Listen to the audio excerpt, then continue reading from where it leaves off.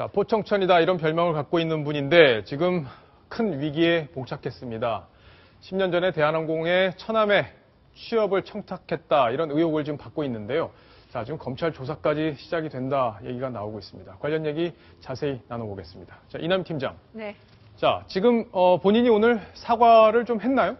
오늘 90도로 허리를 굽혀 인사를 하면서 아침 비대위 회의 때 문희상 위원장이 사과를 했습니다. 지금 문희상 위원장 코너에 몰린 게요. 어제는 한 보수 단체에서 문희상 위원장을 공직자윤리법 위반 혐의로 또 검찰에 고발하기도 했고요.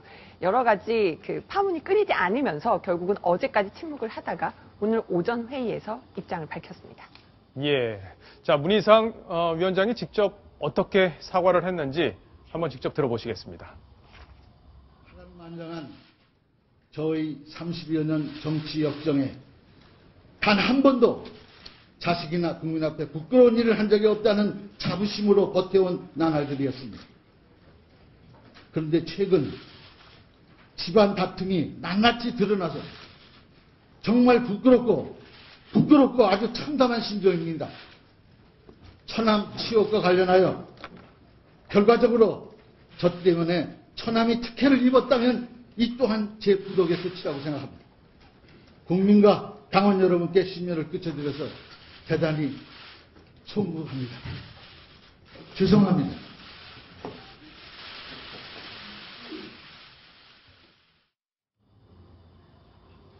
자, 고개를 깊이 숙이는 모습까지 확인을 해봤습니다. 자, 지금 시청자 질문이 또 하나 들어왔습니다. 같이 한번 읽어보겠습니다.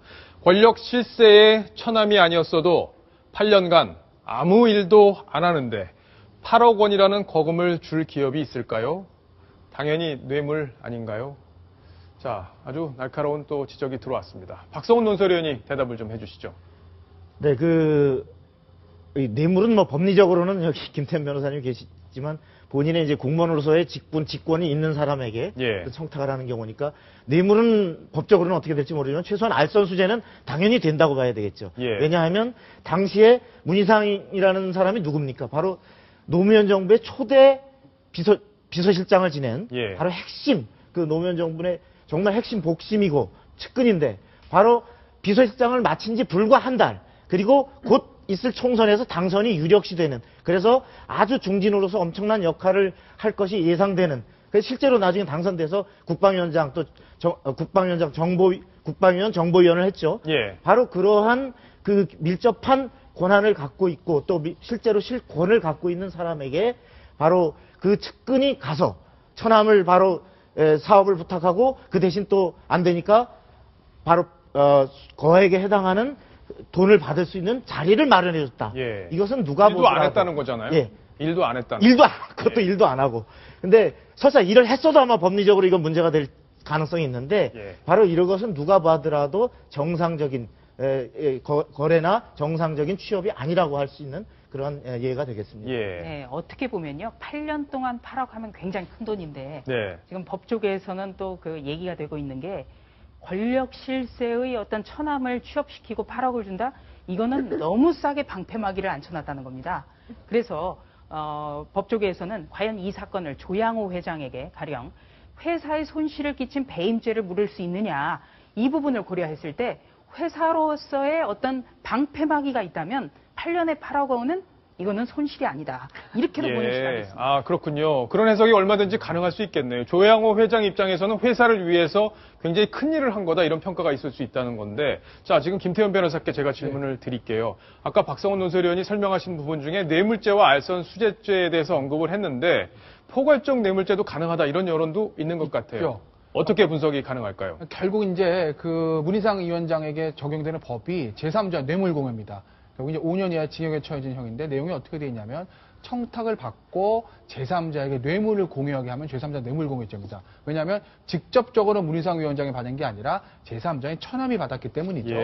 결국 이제 검찰이 그걸 입증하기 위해서는 청탁이 있어야 된다는 점인데 그게 입증하기가 녹록진 않을 겁니다. 다만 문제는 문희상 위원장의 처남이 제대로 일을 하고 8억을 받았으면 뇌물수임이 약해질 수 있습니다. 그렇죠. 근데 지금 8년 동안 8억을 받으면서 아무 일도 하지 않았다는 거는 문희상 위원장과 처남과의 소송에서 판결문에 적시된 팩트거든요. 그런 점으로 봤을 때 당시에 박성훈 위원은 잘 설명하셨지만 문희상 위원장의 위치와 그 한진과의 관계를 봤을 때 뇌물성은 좀 농후하다, 뇌물성이 높다, 수사할 필요가 있다 이렇게 생각이 됩니다. 자, 지금 공소시효도 궁금합니다. 이것도 어제 뭐 저희가 설명을 해드리긴 했는데 김태현 변호사께서 조금 정확하게 명확하게 좀 정리를 해주시죠. 이게 공소시효가 왜 문제가 되냐면 뇌물죄 공소가 7년이거든요. 지금 보시면 아시겠지만 2004년에 청탁이 있었죠. 그리고 이제 취직해서 돈을 받기 시작합니다.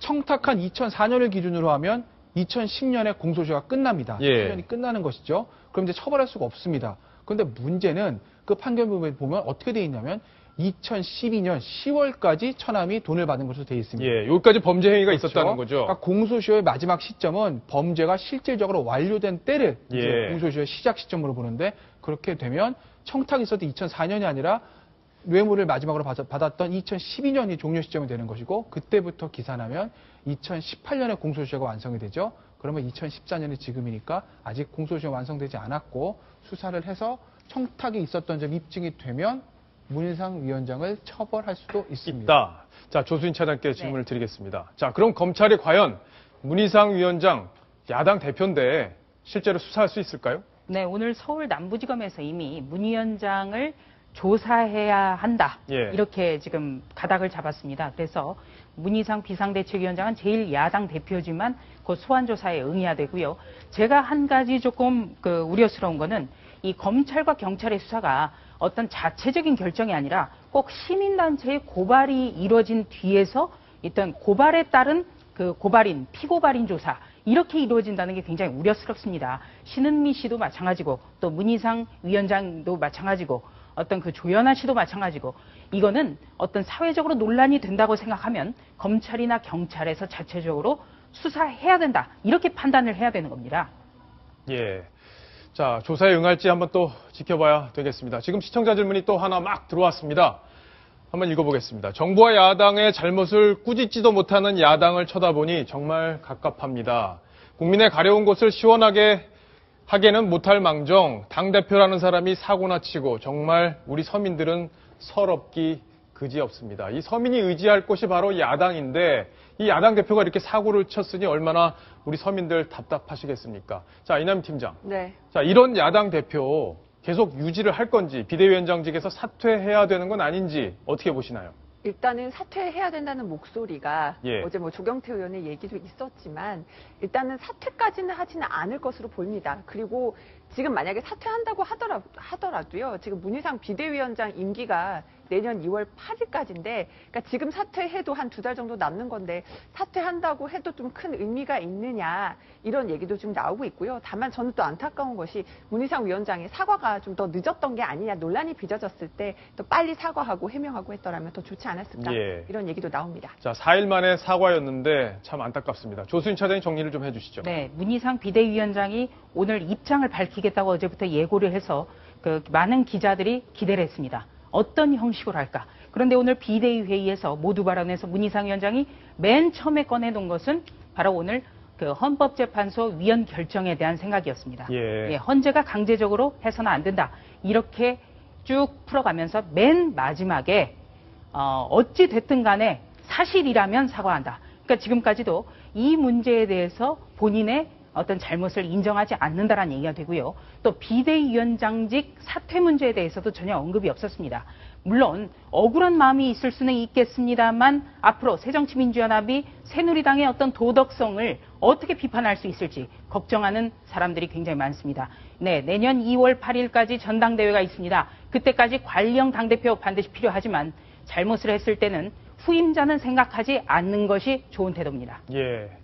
저도 문희상 대표에게 묻고 싶은 게 하나 있습니다. 만약 박근혜 대통령이 가족을 기업에 이렇게 인사청탁해서 취업이 됐다. 그게 들통이 났다. 어떻게 대응하셨을지 저도 궁금합니다. 시청자 여러분들도 아마 그 부분이 궁금하실 텐데요. 야당 대표에 걸맞는 처신을 기대해 보겠습니다.